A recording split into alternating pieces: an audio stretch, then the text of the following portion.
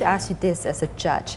Is it a good idea to provide amnesty for whoever who had broken the law for the sake of national reconciliation? You know, no. I don't believe, I think there's some huge crimes. When you're looking at crimes of genocide and some crimes against humanity, I don't believe that you can grant amnesty, and certainly not without the victims agreeing. So I think it depends on the level of criminality, whether amnesty is a good idea. I mean, if you put to me an extreme case, if you could save tens of thousands of lives by granting amnesty, who would say no? But in principle, from a moral point of view, I don't believe people should be granted amnesty for any crimes at all. Where's the current situation now in South Africa in terms of social integration? Yes, absolutely. If you visited South Africa today, it would be hard to believe that there was an apartheid situation. You know, there's still obviously too many black South Africans who are living in squalor. There's too much unemployment, but that's the economic position, not the legal position. I've got young grandchildren, and I feel foolish trying to explain to them what life was like in the apartheid system, because they can't understand how people could be so stupid. Now, you then serve as the first chief prosecutor of the International Criminal Tribunal for the former Yugoslavia and later Rwanda. Did you achieve what you set out to do? Well, you know, I came to that in a very unusual way. I'd never prosecuted. As I said to you, I was a commercial lawyer. I knew nothing about international humanitarian law, and I knew nothing about the former Yugoslavia. But they couldn't find a prosecutor who was acceptable to the Security Council at that time, in 1994. And eight people had been rejected by the Security Council from 8 different countries. And somebody suggested to the Secretary General, then Boutros Ghali, if they could find a South African who was supported by Nelson Mandela, it would go through the Security Council. And I had no interest. I wasn't going to do it because I was not the appropriate person. And my telephone rang, and it was President Mandela, and he said he understands I've been approached. And I said, yes, I'm busy refusing. And he said, well, not so quickly. He said, I've told the Secretary General that you will do it.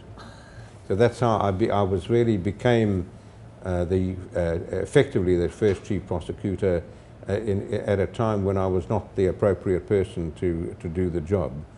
But I had no option. I don't know anybody who would refuse any request from President Mandela. So it was a very steep learning curve.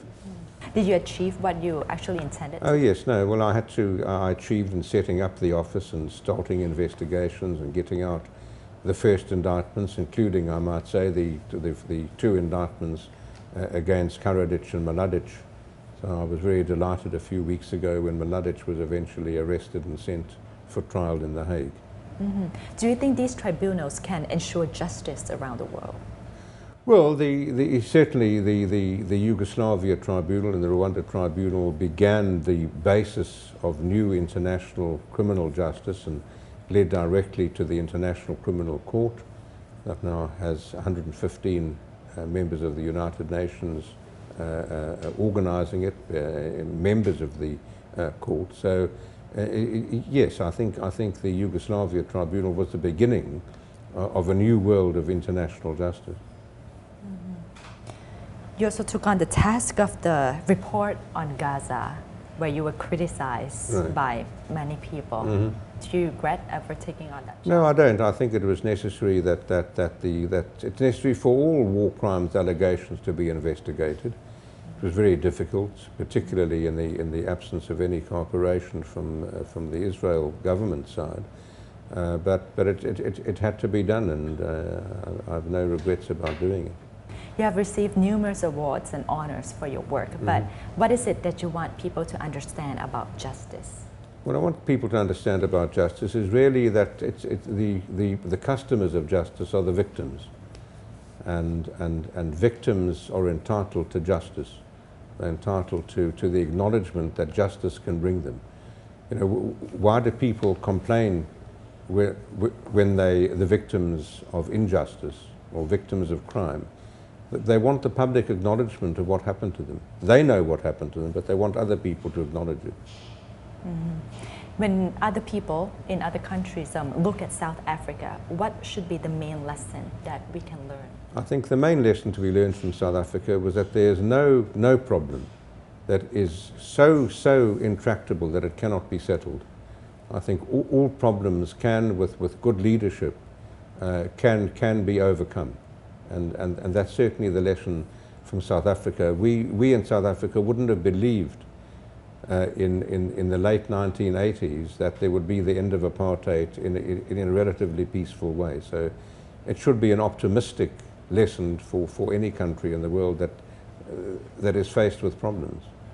As you said, you were lucky to have good leaders with good leadership. What if in my country, in my situation, I don't think we have any such leaders? Where do we even start? Well, you know, one never knows. I think if good leaders can come from anywhere. We didn't know we had good leaders of that caliber until they emerged. So that's also the hope that tomorrow you may have the leaders that you don't have today. Any advice for countries trying to find a way out, or at least bridging people together? Well, certainly the international community can assist, but ultimately, no solution can be found without local people being involved and giving the leadership.